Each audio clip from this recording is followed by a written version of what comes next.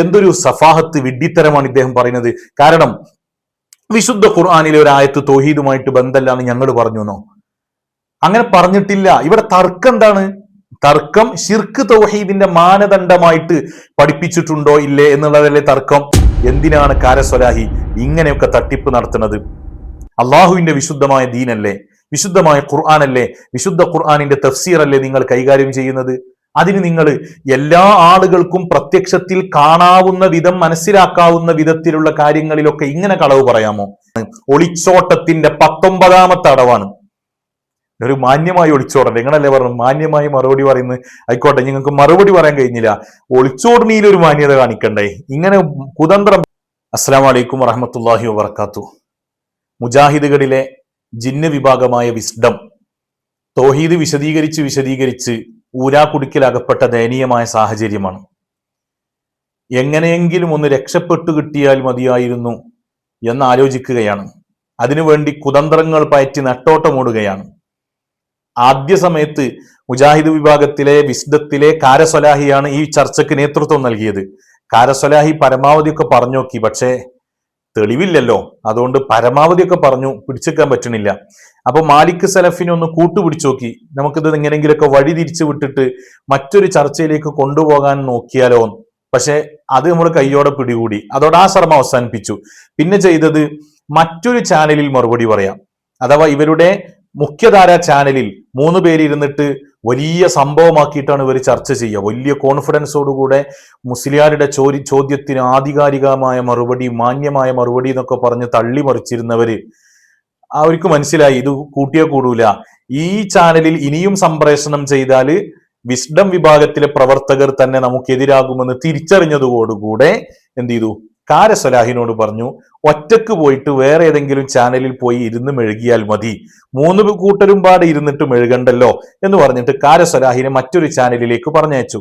എന്നിട്ട് 30 മിനിറ്റൊക്കെ ചർച്ച ചെയ്യുന്ന കാരസ്വലാഹി 11 മിനിറ്റ് കൊണ്ട് രക്ഷപ്പെട്ടു.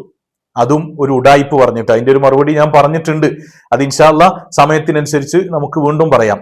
ഇനി അത് തൊടോ ഇല്ലേന്ന് നമുക്കൊന്ന് നോക്കണല്ലോ. ഇനി അവർ രക്ഷപ്പെടാൻ ചെയ്ത തന്ത്രം എന്താണെന്നറിയോ?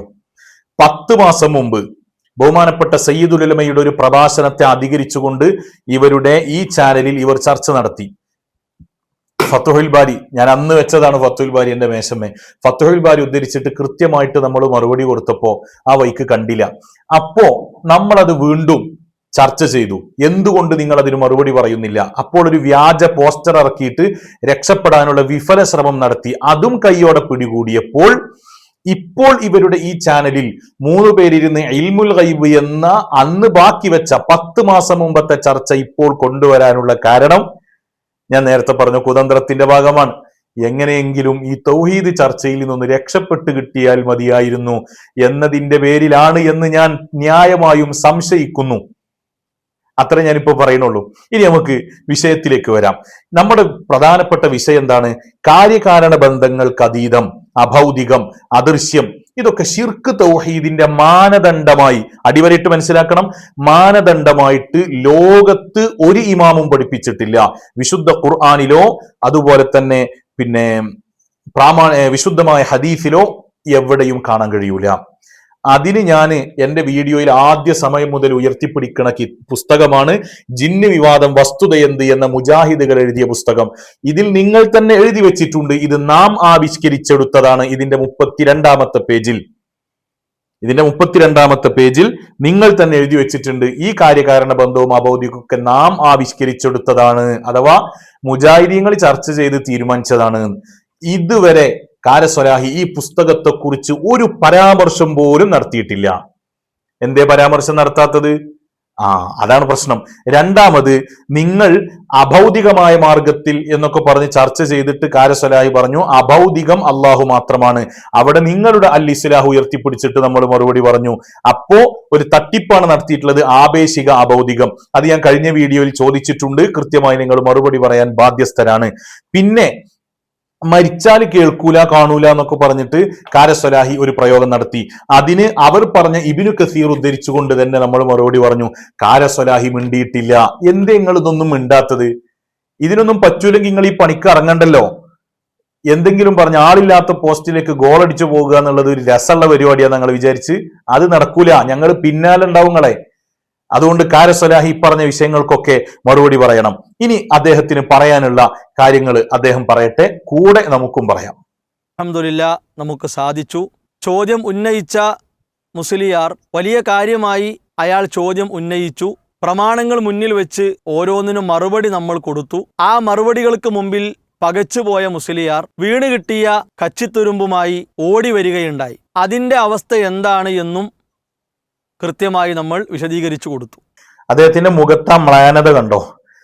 മുമ്പ് ഇവരുടെ വട്ടമേശ സമ്മേളനത്തിൽ വലിയ കോൺഫിഡൻസോടുകൂടെ സംസാരിച്ചിരുന്ന ഇദ്ദേഹം മ്ലാനവദനായിട്ട് സംസാരിക്കുക എന്ന് പറഞ്ഞാല് അവരുടെ കയ്യിൽ തെളിവുകളില്ല. ഇപ്പോ വല്ലാതെ വിരളി പിടിച്ച സംസാരമാണ് നടത്തുന്നത്. എന്നിട്ട് സ്വയം ആശ്വസിക്കാൻ വേണ്ടി പറയണം, മുസ്ലിയാർ ചോദിച്ചതിനൊക്കെ പ്രമാണബദ്ധമായിട്ട് മറുപടി പറഞ്ഞിരിക്കണു എന്ന് സ്വയം സമാധാനിക്കാൻ വേണ്ടി പറയാണ്. ഒറ്റ ഇബാറത്തും പറഞ്ഞിട്ടില്ല. കൊണ്ടുവന്ന ഇബാറത്തൊന്നും നിങ്ങൾ പറഞ്ഞതിന് തെളിവും അല്ല. അത് വീണ്ടും ഞാൻ ആവർത്തിക്കുകയാണ്, തെളിയിക്കുകയാണ്. നിങ്ങളുടെ വീഡിയോ കണ്ട് നമുക്കൊപ്പം സംസാരിക്കാം.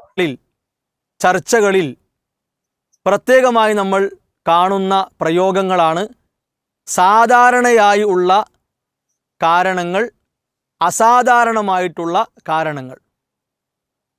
സൃഷ്ടികളിലൂടെ നടക്കുന്നത്, സൃഷ്ടാവിലൂടെ നടന്നു കിട്ടുന്നത്, സമാനമായ പ്രയോഗങ്ങൾ, ചർച്ചകൾ നമുക്ക് നിരവധി ഗ്രന്ഥങ്ങളിൽ കാണാൻ സാധിക്കും. സൃഷ്ടികളിലൂടെ നടക്കുന്നത്, സാധാരണ കഴിവ്, അസാധാരണ കഴിവ്, ഇങ്ങനെയൊക്കെ ഒരു ഗ്രന്ഥത്തിലും ഇല്ല എന്നല്ല നമ്മുടെ ചർച്ച.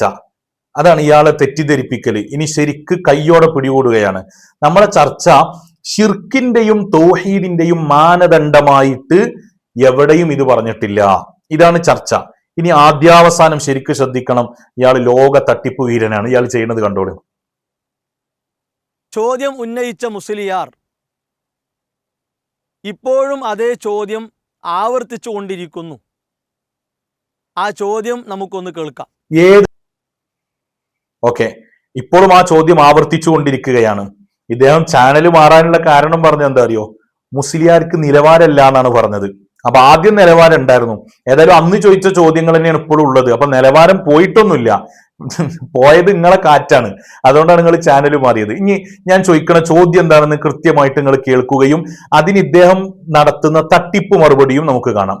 ഗ്രന്ഥത്തിലാണ് കാണാൻ കഴിയുന്നത്. ശിർക്ക് തൗഹീദിന്റെ മാനദണ്ഡമായിട്ട് കാര്യകാരണ ബന്ധവും അഭൗതികവും അദൃശ്യവുമെന്ന് അഹ്ലുസുന്നയുടെ ഏത് ഇമാമിന്റെ കിതാബിലുണ്ട്? അത് നിങ്ങളെ കൊണ്ട് പറയും. അതങ്ങൾക്ക് പറയാൻ കഴിയാത്തത് പറയിപ്പിക്കും ഞങ്ങള്. അപ്പോ നിങ്ങളെ കൊണ്ട് പറയിപ്പിക്കും. ശിർക്ക് തൗഹീദിന്റെ മാനദണ്ഡമായിട്ട് ഈ കാര്യകാരണ ബന്ധത്തിനപ്പുറം ഇപ്പുറം അഭൗതികം ഭൗതികം എന്ന് ഒരു ഇമാമും പറഞ്ഞിട്ടില്ല, മാനദണ്ഡമായിട്ട് പഠിപ്പിച്ചിട്ടില്ല. ഇതിന്റെ അപ്പുറത്തുള്ളത് ഷിർക്കാണ്, ഇപ്പുറത്തുള്ളത് തൗഹീദാണ്, ഭൗതികമായത് തൗഹീദാണ്, അഭൗതികമായത് ഷിർക്കാണ്. ഇങ്ങനെയുള്ള ഒരു മാനദണ്ഡവും പഠിപ്പിച്ചിട്ടില്ല. ഇതാണല്ലോ വിഷയം. ബാക്കി പറയൂ. അതാണ് നിങ്ങൾക്ക് പറയാൻ കഴിയാത്തത്. ഏത്? ഷിർക്കും തൗഹീദും വേർതിരിക്കുന്നിടത്ത്, പഠിപ്പിക്കുന്നിടത്ത് കാര്യകാരണ ബന്ധങ്ങൾ എന്നത് എവിടുന്നാണ് കിട്ടിയത്? ഷിർക്കും തൗഹീദും പഠിപ്പിക്കുന്നിടത്ത് കാര്യകാരണ ബന്ധം എന്നല്ല, ഷിർക്ക് തൗഹീദിന്റെ മാനദണ്ഡമായിട്ട് പറഞ്ഞോ ഇല്ലേ? അതല്ലേ ചോദ്യം.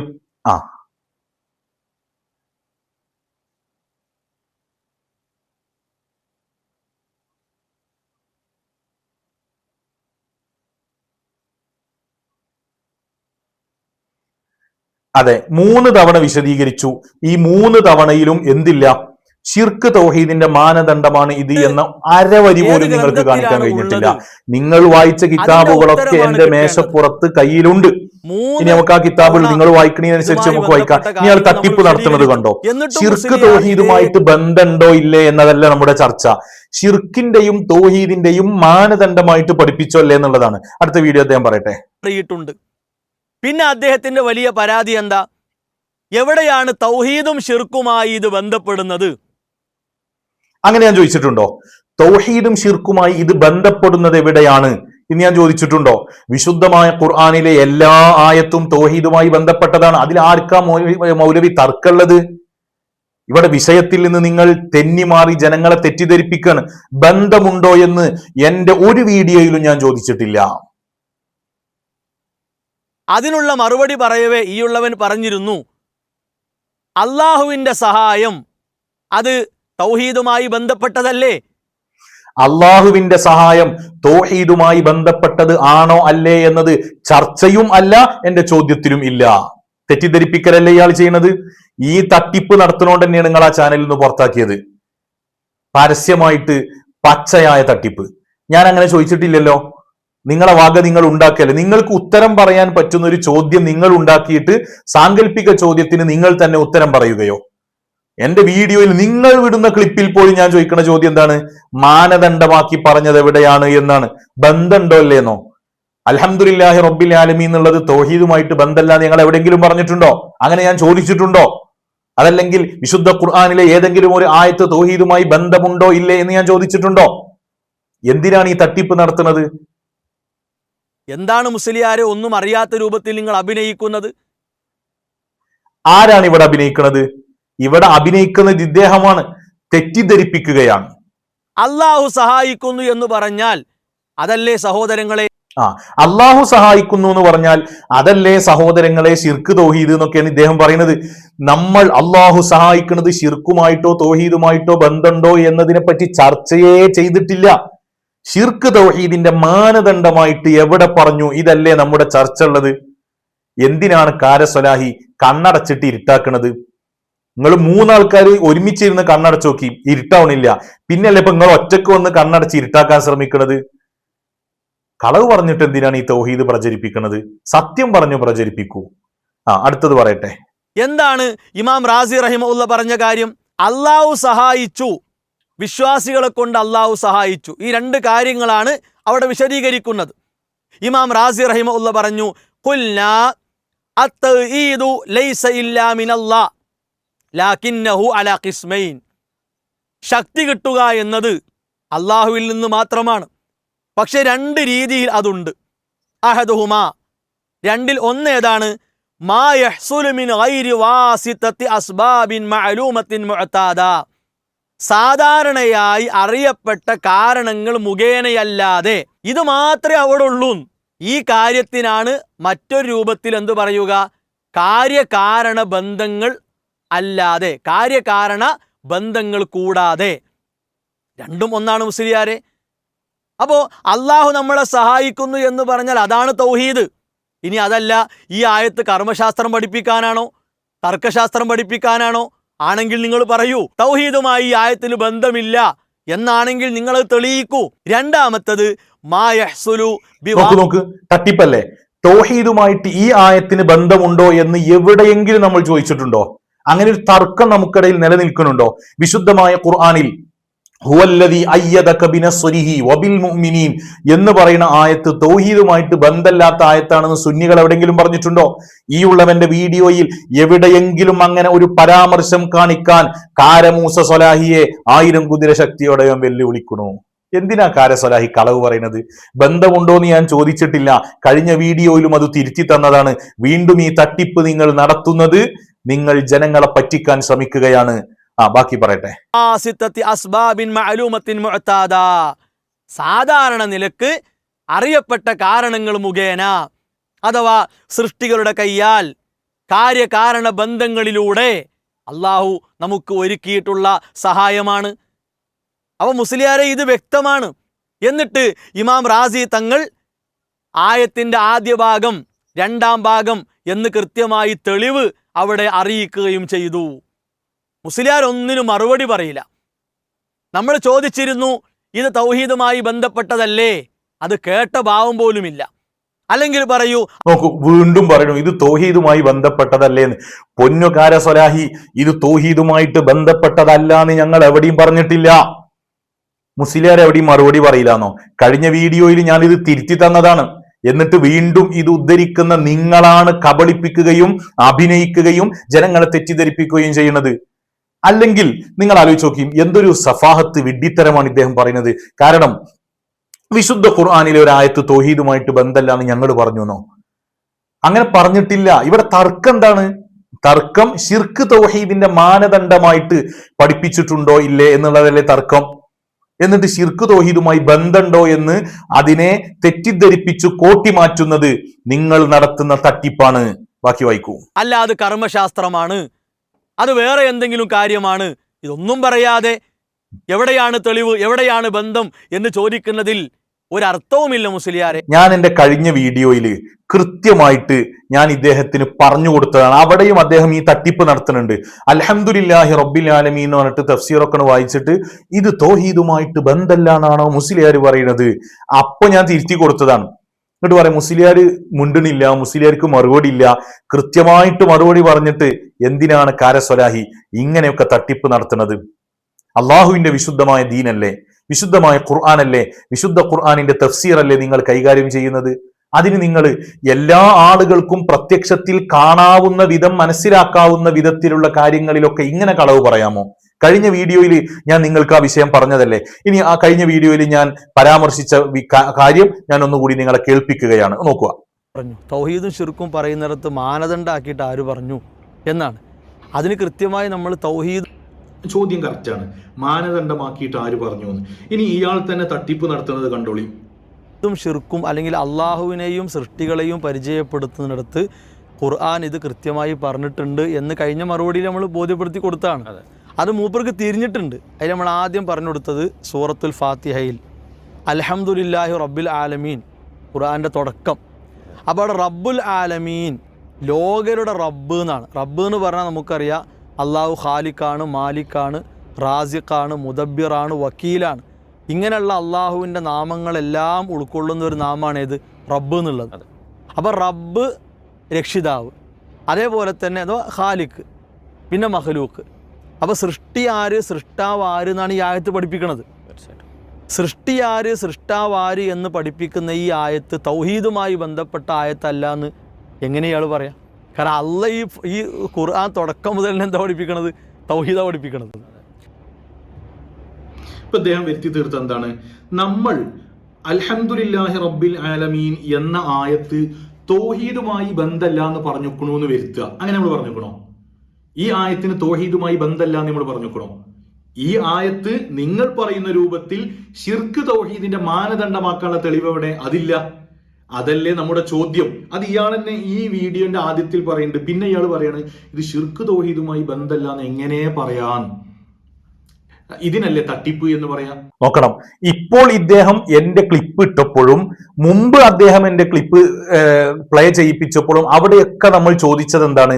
ശിർക്ക് തൗഹീദിന്റെ മാനദണ്ഡമായിട്ട് ഇതിനെ എവിടെയാണ് പഠിപ്പിച്ചത് എന്ന്. ഇയാളെ മറുപടിയോ ഇതിന് തൗഹീദുമായിട്ട് ബന്ധമില്ല എന്ന് മുസ്ലിയാർ എങ്ങനെ പറയാൻ? അപ്പൊ ഇത് മുമ്പത്തെ വീഡിയോയിൽ തിരുത്തിയിട്ട് അത് മനസ്സിലായിട്ടും കാരസ്വലാഹി നടത്തുന്ന ഈ പൊറാട്ടു നാടകം, ഇതാണ് നിങ്ങൾ ആ ചാനലിൽ ഇന്ന് തലയിൽ മുണ്ടിട്ടോടേണ്ടി വന്നത്. മറുപടി പറയാൻ കഴിയാതെ രക്ഷപ്പെട്ടതാണ് നിങ്ങൾ. എന്നിട്ട് ഏതെങ്കിലും നിങ്ങൾ പറയുന്നു നിങ്ങളുടെ ലോക്കൽ ചാനൽ, നിങ്ങളുടെ ഔദ്യോഗിക ഏത് ചാനലായാലും കുഴപ്പമില്ല, ഇത്രയും ദിവസം നിങ്ങൾ ചർച്ച നടത്തിയിരുന്ന ചാനലിൽ നിന്ന് അത്രത്തോളം വ്യൂവേഴ്സ് ഇല്ലാത്ത മറ്റൊരു ചാനലിലേക്ക് നിങ്ങൾ കൂടുമാറുന്നു എങ്കിൽ അത് നിങ്ങളുടെ പരാജയത്തിന്റെ പ്രകടമായ ലക്ഷണമാണ്. ഒളിച്ചോട്ടത്തിന്റെ 19ാമത്തെ അടവാണ്. ഒരു മാന്യമായി ഒളിച്ചോടല്ലേ? നിങ്ങളല്ലേ പറഞ്ഞു മാന്യമായി മറുപടി പറയുന്നത്? ആയിക്കോട്ടെ, നിങ്ങൾക്ക് മറുപടി പറയാൻ കഴിഞ്ഞില്ല, ഒളിച്ചോടണിയിൽ ഒരു മാന്യത കാണിക്കണ്ടേ? ഇങ്ങനെ കുതന്ത്രം പയറ്റണോ? ഇനി എന്താണ് ആ ഇബാറത്തിലുള്ളത്? ഇദ്ദേഹം സ്ക്രീനിൽ കാണിച്ച ആ ഇബാറത്തിൽ എന്തേ ഉള്ളൂ? ഹുവല്ലദി അയ്യദക ബിനസ്രിഹി വബിൽ മുഅ്മിനീൻ എന്ന ആയത്ത് അദ്ദേഹം അതിന്റെ തഫ്സീർ അവിടെ കാണിച്ചു. ആ തഫ്സീർ കാണിച്ചെടുത്ത് എവിടെങ്കിലും ഇതാ കാര്യകാരണ ബന്ധം, ഇനി വാദത്തിന് വേണ്ടിയിട്ട് അവർ പറഞ്ഞതിനെ നമ്മൾ വാദത്തിന് വേണ്ടി സമ്മതിച്ചാൽ തന്നെ കാര്യകാരണ ബന്ധങ്ങൾക്ക് അപ്പുറത്തുള്ള സഹായം ശിർക്കാണ്, തൗഹീദാണ് എന്ന എന്തെങ്കിലും ഒരു പരാമർശം അവിടെ ഉണ്ടോ? അവിടെ എന്തേ ഉള്ളൂ? നബി സല്ലല്ലാഹു അലൈഹി വസല്ലമ തങ്ങളെ അല്ലാഹു റബ്ബു സുബ്ഹാനഹു വ തആല ശക്തിപ്പെടുത്തി. അത് ഒന്ന് പ്രത്യക്ഷമായിട്ട് നമുക്ക് മനസ്സിലാക്കാവുന്ന കാരണങ്ങൾ മുഖേന അല്ല. മാ യഹ്സുലു ബിവാസിത്തത്തി മാ യഹ്സുലു മിൻ ഗൈരി വാസിത്തത്തി അസ്ബാബിൻ മഅലൂമത്തിൻ മുഅ്തദത്തിൻ, സാധാരണമായതും അതുപോലെ തന്നെ അറിയപ്പെട്ടതുമായ കാരണങ്ങൾ മുഖേന അല്ലാതെ സഹായിച്ചു. സാധാരണമായതും അറിയപ്പെട്ടതുമായ കാരണങ്ങൾ മുഖേന സഹായിച്ചു അള്ളാഹു. അപ്പൊ അള്ളാഹു 2 രൂപത്തിൽ സഹായിച്ചു എന്നേ അവിടെ ഉള്ളൂ. അതിനപ്പുറം ഇതിന്റെ അപ്പുറമുള്ളത് ശിർക്കാണ്, തൗഹീദാണ് എന്ന പരാമർശം തന്നെ അവിടെ അല്ല. അങ്ങനെ ഒരു മാനദണ്ഡം അവിടെ പഠിപ്പിച്ചിട്ടേ ഇല്ല. ബാക്കിയൊക്കെ നിങ്ങളെ വ്യാഖ്യാനാണ്. അത് നിങ്ങൾ മദ്രസ കുട്ടികൾക്ക് പറഞ്ഞു കൊടുക്കുക എന്നല്ലാതെ ജനങ്ങളെ മുമ്പിൽ അത് പറയുമ്പോൾ തെളിവോടുകൂടെ പറയണം. വീണ്ടും പറയുന്നു, ഇത് തൗഹീദുമായിട്ട് ബന്ധമുണ്ടോ എന്നുള്ളതല്ല, മാനദണ്ഡമാക്കിയിട്ട് ഈ തഫ്സീർ റാസിയിൽ എവിടെയും പഠിപ്പിച്ചിട്ട് ഇല്ല. ഇനി അടുത്തത് പറയട്ടെ. ഇനി ഇമാം നവവി റഹിമഹുള്ളയുടെ കാര്യം നമ്മൾ വായിച്ചിരുന്നു. മുസ്ലിയാർ പറയട്ടെ കേട്ടോളി. ഞാൻ എന്റെ 2-3 വീഡിയോയിൽ ഞാൻ ആവർത്തിച്ചു പറഞ്ഞു, കാരസലാഹിക്ക് ധൈര്യമുണ്ടെങ്കിൽ ആ ശറഹ് അർബഈൻ നവവി കൃത്യമായിട്ട് ഞാൻ വായിച്ച ഇബാറത്തുകൾ വായിച്ച അർത്ഥം വെക്കാൻ ധൈര്യം ഉണ്ടോ എന്ന് ചോദിച്ചിട്ട് കാരസലാഹി മറുപടി പറഞ്ഞിട്ടില്ല. ഈ ശറഹു അർബഈൻ നവവിയാണ്. ഇനി അദ്ദേഹം ആ ഇബാറത്ത് വായിക്കുമ്പോൾ കൂടെ നമുക്ക് വായിക്കാം. ഞാൻ എന്റെ 2 വീഡിയോയിൽ മുമ്പ് പറഞ്ഞിട്ടുണ്ട്, ആ ഇബാറത്ത് കാരസലാഹി ധൈര്യം ഉണ്ടെങ്കിൽ ആ ഇബാറത്ത് പൂർണ്ണമായിട്ട് വായിക്കണമെന്ന് പറഞ്ഞിട്ട് വായിച്ചിട്ടില്ല എന്ന് മാത്രമല്ല, ഈ ക്ലിപ്പ് പ്ലേ ചെയ്യിക്കുകയാണ്. ധൈര്യം ഉണ്ടെങ്കിൽ പൂർണ്ണമായി വായിക്കണം എന്ന ക്ലിപ്പ് പ്ലേ ചെയ്തതിന് ശേഷവും എന്നുണ്ടല്ലോ പൂർണ്ണമായിട്ട് വായിക്കണ്ടേ, ആ ക്ലിപ്പാണല്ലോ നിങ്ങൾ പ്ലേ ചെയ്യിപ്പിച്ചത്. അപ്പോൾ അങ്ങനെയാണെങ്കിൽ മുസ്ലിംകൾക്ക് അതൊന്ന് പൂർത്തിയാക്കി വായിച്ചു കൊടുക്കണല്ലോ എന്ന നിലക്ക് വായിച്ചു കൊടുക്കല്ലേ വേണ്ടത്? അതല്ലേ ആണത്വം, അതിനല്ലേ മാന്യത. നിങ്ങൾ ഇബാറത്ത് പൂർണ്ണമായി വായിച്ചോ? ഇല്ല, അവിടെയും നിങ്ങൾ തട്ടിപ്പ് നടത്തി. തട്ടിപ്പ് നടത്താനുള്ള കാരണം ബാക്കി ഇബാറത്ത് വായിച്ചാൽ നിങ്ങൾ വിശദീകരിച്ച തൗഹീദ് ചീട്ടുകൊട്ടാരം പോലെ തകർന്നടിയും.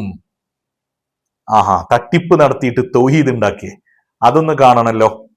യാതൊരു പേടി ഉണ്ടായിട്ടില്ല. നിങ്ങൾ ആവശ്യപ്പെട്ടതിന് ഈ ഉള്ളവനാണ് ആദ്യം ഇമാം നവവി റഹിമഹുള്ളയുടെ ഈ കിതാബ് ഈ ഉള്ളവനാണ് കാണിച്ചത്.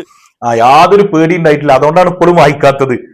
അതുകൊണ്ടാണ്, പേടിയില്ലാത്തത് കൊണ്ടാണ് നേരത്തെ ഉള്ള ചാനലിൽ നിന്ന് ഒളിച്ചോടിയിട്ട് വേറെ ചാനലിൽ ഇങ്ങനെ വന്നിട്ട് 2ാം ക്ലാസ്സിലെ കുട്ടികൾ മനപ്പാഠം പഠിച്ച പ്രസംഗം പോലെ വിഷാദനായിട്ട് അവതരിപ്പിക്കേണ്ടി വന്നത്.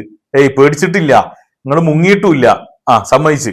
എന്നിട്ട് നിങ്ങളാണ് ആ ഇബാർത്ത് കൊണ്ടുവന്ന, ആയിക്കോട്ടെ, പക്ഷെ കൊണ്ടുവന്ന ഇബാർത്തിൽ എന്തില്ല? നിങ്ങൾ പറഞ്ഞതൊന്നുമില്ല. കാര്യകാരണ ബന്ധങ്ങൾക്ക് അപ്പുറം ഇപ്പുറം ശിർക്ക് തൗഹീദിന്റെ മാനദണ്ഡമെന്ന് ആ ഇബാറത്തിൽ പഠിപ്പിച്ചിട്ടേ ഇല്ല. വായിക്കൂ. മുസ്ലിയാരല്ല കാണിച്ചത്.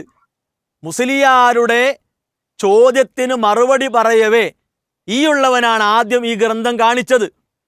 ആ ഗ്രന്ഥം കാണിച്ചുകൊണ്ട് നമ്മൾ പറഞ്ഞു, ഇതാ ഇമാം നവവി റഹിമഹുള്ള ഇതിൽ കൊടുത്ത ഹദീസ് വിശദീകരിച്ചുകൊണ്ട് കാര്യകാരണ ബന്ധങ്ങൾക്ക് അപ്പുറം സാധാരണ നടക്കുന്നത് അസാധാരണമായി നടക്കുന്നത് എന്ന് കൃത്യമായി വിശദീകരിച്ചിട്ടുണ്ട്. ഈ ഉള്ളവനാണ് ഇത് ആദ്യം കാണിച്ചത്. അപ്പൊ കൃത്യമായി വിശദീകരിച്ചിട്ടുണ്ട് എന്ന്, സാധാരണ നടക്കുന്നതും അസാധാരണമായി നടക്കുന്നതും എന്നതല്ല ചർച്ച. ഈ വീഡിയോയിൽ മൊത്തം അദ്ദേഹം തട്ടിപ്പ് നടത്തണം അങ്ങനെയാണ്. സാധാരണമായ കഴിവുണ്ടോ അസാധാരണമായ കഴിവുണ്ടോ അതിന്റെ അപ്പുറമുണ്ടോ ഇപ്പുറമുണ്ടോ എന്നുള്ളതല്ല. അത് ശിർക്ക് തൗഹീദിന്റെ മാനദണ്ഡമായിട്ട് പഠിപ്പിച്ചിട്ട് ഇല്ല. അതല്ലേ തർക്കം, അതല്ലേ വിഷയം. വിഷയത്തിൽ നിന്ന് തെന്നി മാറരുത് കാരസലാഹി. മുസ്ലിയാർ എടുത്തു വന്നിട്ട് പറഞ്ഞു, എങ്ങനെയാണ് തൗഹീദും ശിർക്കുമായി ബന്ധപ്പെടുക? അതും കൃത്യമായി പറഞ്ഞു കൊടുത്തു. നോക്കൂ, എങ്ങനെയാണ് ശിർക്കും തൗഹീദുമായിട്ട് ബന്ധപ്പെടുക? അങ്ങനെ ഒരു പരാമർശമേ ഇല്ല, അങ്ങനെ തർക്കമല്ലാന്ന്.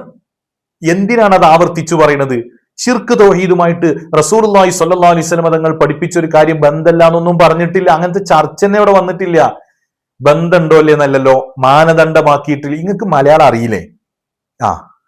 കാരണം ഇമാം നവവി റഹിമഹുള്ള 19ാമത്തെ ഹദീസ് ഇനായത്തുള്ള അള്ളാഹുവിന്റെ സംരക്ഷണം അത് പഠിപ്പിക്കാൻ കൊണ്ടുവന്ന ഹദീസ്. മഹാനായ ഇബ്നു അബ്ബാസ് റളിയല്ലാഹു അൻഹുവിൽ നിന്നാണ് ഹദീസ്. റസൂലുള്ളാഹി സ്വല്ലല്ലാഹു അലൈഹി വസല്ലം പറഞ്ഞു, യാ ഗുലാം, ഈ ഹദീസ് ഒന്നും നമ്മൾ വിശദീകരിക്കണം എന്ന് പറഞ്ഞിട്ടില്ല. നമുക്ക് ആ വിഷയത്തിൽ തർക്കമല്ല. ഏതായാലും പറഞ്ഞ സ്ഥിതിക്ക് അദ്ദേഹം വിശദീകരിക്കട്ടെ. ഇന്നി ഉഅല്ലിമുക കലിമാത്ത്, ചില വചനങ്ങൾ ഞാൻ നിന്നെ പഠിപ്പിക്കട്ടെ. എന്താണത്? ഇഹ്ഫളില്ലാഹ് യഹ്ഫളക, നീ അല്ലാഹനെ സൂക്ഷിക്കണം, അല്ലാഹു നിന്നെ സംരക്ഷിക്കും. ഇഹ്ഫളില്ലാഹ് തജിദുഹു തുജാഹക, നീ അല്ലാഹുവിനെ സൂക്ഷിക്കണം, നിനക്ക് അല്ലാഹുവിനെ കാണാം. പിന്നെയോ ഇദാ സഅൽത ഫസ്അലില്ലാഹ്, നീ ചോദിച്ചാൽ അല്ലാഹുവിനോട് ചോദിക്കണം. വൈദസ്തഅൻത ഫസ്തഇൻ ബില്ലാഹ്, നീ സഹായം തേടിയാൽ അല്ലാഹുവിനോട് തേടണം. മുസ്ലിയാരെ, ഇത് തൗഹീദല്ലേ? തൗഹീദും ശിർക്കും. നീ ചോദിക്കുകയാണെങ്കിൽ അള്ളാഹുവിനോട് തേടണം, നീ സഹായം തേടുകയാണെങ്കിൽ അള്ളാഹുവിനോട് സഹായം തേടണം. അപ്പൊ ഇതിന്റെ അർത്ഥം എന്താണ്? അല്ലാത്തവരൊരു സഹായം തേടിയ ശിർക്കാണെന്നാണോ ഇതിന്റെ അർത്ഥം? അങ്ങനെ ഇതിൽ പഠിപ്പിച്ചിട്ടുണ്ടോ? ഇത് പഠിപ്പിച്ചത് റസൂലുള്ളാഹി സ്വല്ലല്ലാഹു അലൈഹി വസല്ലം തങ്ങളല്ലേ. നബി സല്ലല്ലാഹു അലൈഹി വസല്ലം തങ്ങൾ എത്ര സന്ദർഭത്തിൽ നബി സല്ലല്ലാഹു അലൈഹി വസല്ലം തങ്ങൾ സ്വഹാബത്തിനോട് പറഞ്ഞിട്ടുണ്ട്, സലൂനി, നിങ്ങൾ എന്നോട് ചോദിച്ചോളൂ എന്ന് പറഞ്ഞിട്ടില്ലേ? അതിന്റെ അർത്ഥം ശിർക്കാണെന്നാ. എത്രയോ കാര്യങ്ങൾ റസൂലുള്ളാഹിനോട് സ്വഹാബത്ത് ചോദിച്ചിട്ടില്ലേ? സാധാരണമല്ലാത്ത വിധത്തിലുള്ള കാര്യങ്ങൾ ചോദിച്ചിട്ടില്ലേ? ഞാൻ കഴിഞ്ഞ വീഡിയോയിൽ പറഞ്ഞല്ലോ, നബി സല്ലല്ലാഹു അലൈഹി വസല്ലം തങ്ങളുടെ മുമ്പിൽ വെള്ളമില്ലാത്ത സന്ദർഭത്തിൽ സ്വഹാബത്ത് വന്നിട്ട് നബിയെ ഒളുണ്ടാക്കാനും അതുപോലെ കുടിക്കാനൊന്നും വെള്ളമില്ല എന്ന് പറഞ്ഞപ്പോ നബി സല്ലല്ലാഹു അലൈഹി വസല്ലം തങ്ങളുടെ മിംബൈനി അസ്വാബിഇഹിൽ മാ, റസൂലുള്ളാഹിന്റെ വിരലുകൾക്കിടയിൽ വെള്ളം വന്നു. അതാണ് ലോകത്തെ ഏറ്റവും പുണ്യമാക്കപ്പെട്ട വെള്ളം. വഅഫ്ളലുൽ മിയാഹി മാഉൻ ഖദ് നബഅ മിംബൈനി അസ്വാബിഇൻ നബിയിൽ മുത്തബഅ. ഇതൊക്കെ നമ്മൾ അന്ന് പറഞ്ഞിരുന്നില്ലേ? അപ്പൊ അതൊക്കെ റസൂലുള്ളാഹിനോട് ചോദിച്ചതൊക്കെ ശിർക്കാ? ഇനി അല്ല, കാര്യകാരണ ബന്ധങ്ങൾക്ക് അപ്പുറമുള്ളത് പിന്നെ ശിർക്കും ഇപ്പുറമുള്ളത് ചോദിക്കാൻ പറ്റും എന്ന് ആ ഹദീസിലുണ്ടോ? ഇല്ല. ഇനി ആ ഹദീസിനെ വിശദീകരിച്ച ഇമാം നബവി പറഞ്ഞിട്ടുണ്ടോ റളിയല്ലാഹു അൻഹു? അതും പറഞ്ഞിട്ടില്ല. വായിക്കട്ടെ. പഠിപ്പിക്കുന്ന ഏറ്റവും പ്രധാനപ്പെട്ട ഹദീസല്ലേ ഇത്? അതിന്റെ അടിസ്ഥാനം പഠിപ്പിക്കുന്ന ഹദീസല്ലേ ഇത്? എന്താണ് ഈ ഉള്ളവന്റെ കഴിഞ്ഞ ചോദ്യം നിങ്ങൾ കേൾക്കാത്തത്? അല്ലെങ്കിൽ നിങ്ങൾ പറയൂ, അല്ല ഇത് കർമ്മശാസ്ത്രമാണ്, സക്കാത്തിനെ കുറിച്ചാണ്, നോമ്പിനെ കുറിച്ചാണ്, ഹജ്ജിനെ കുറിച്ചാണ്, അങ്ങനെ പറയൂ. ഇത് തൗഹീദാണ്, ഇസ്ലാമിന്റെ അടിത്തറയെ കുറിച്ചാണ് ഈ പഠിപ്പിക്കുന്നത്. അത് വിശദീകരിച്ചുകൊണ്ട് ഇമാം നവവി റഹിമഹുല്ലാഹ് പറഞ്ഞ കാര്യമാണെന്ത്? ഇവിടെയൊന്നും എന്തില്ല, ശിർക്ക് തൗഹീദിനെ മാനദണ്ഡമാക്കി പഠിപ്പിച്ചിട്ടില്ല. ഇനി പഠിപ്പിച്ചത് തൗഹീദാണോ കർമ്മശാസ്ത്രാണോ എന്തൊക്കെയാണ് പറയുന്നത്? ഇതൊക്കെ ഒന്ന് പരസ്പര ബന്ധിതമല്ലേ? കർമ്മശാസ്ത്രം എന്ന് പറഞ്ഞാൽ വേറെന്തേലും അവിടെ ശിർക്ക് തൗഹീദില്ലേ? ഹജ്ജുമായി ബന്ധപ്പെട്ട് അവിടെ ശിർക്ക് തൗഹീദില്ലേ? സക്കാത്തും നോമ്പും അവിടെ ഒന്നും ശിർക്കും തൗഹീദൊന്നും ഇല്ല.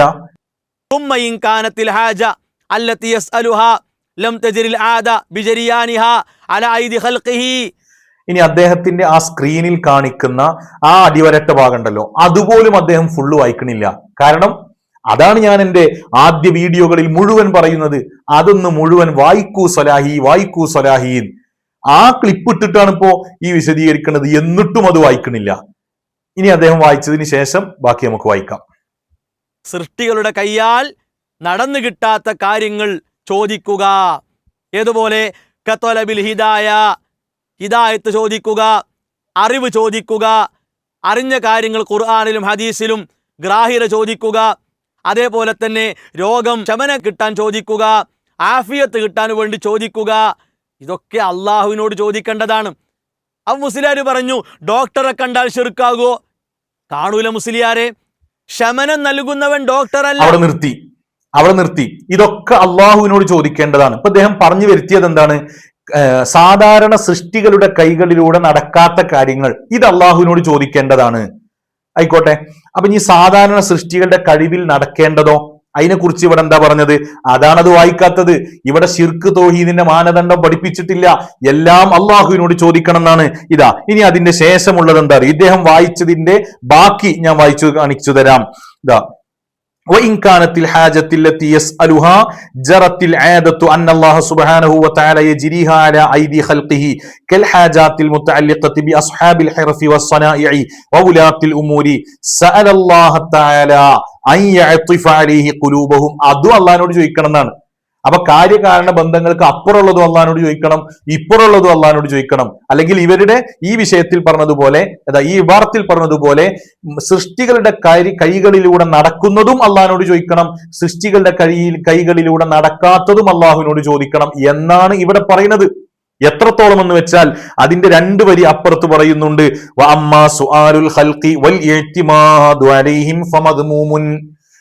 ഒരു സൃഷ്ടിയോട് അവലംബിക്കൽ, ഒരു സൃഷ്ടിയെ പിന്നെ ഒരു കാര്യം ചോദിക്കൽ, അത് മദ്മൂമുൻ, അത് ശപിക്കപ്പെട്ടതാണ്, അതല്ലെങ്കിൽ നിന്ദിക്കപ്പെട്ടതാണ്, ആക്ഷേപാർഹമാണ് എന്ന് തൊട്ട് ശേഷം പറയുന്നുണ്ട്. അതിന്റെ അർത്ഥം നമ്മുടെ സുഹൃത്തിനോട് കടം ചോദിക്കാൻ പറ്റൂലെന്നാ? അല്ല. ഈ ഇതിൽ വിശദീകരിക്കുന്നത് അതിന്റെ തൊട്ടു മുമ്പ് തന്നെ പറയുന്നുണ്ട്. ഏതാ? إذا سألت فاسأل الله إشارة إلى أن العبد لا ينبغي له أن يعلق سره بغير الله بل يتوكل عليه في سائر أموره. അവന്റെ എല്ലാ കാര്യത്തിനും അവൻ അള്ളാഹുവിനോട് തവക്കുലാക്കണം. ഇതാണ് അവിടെ പറയുന്നത്.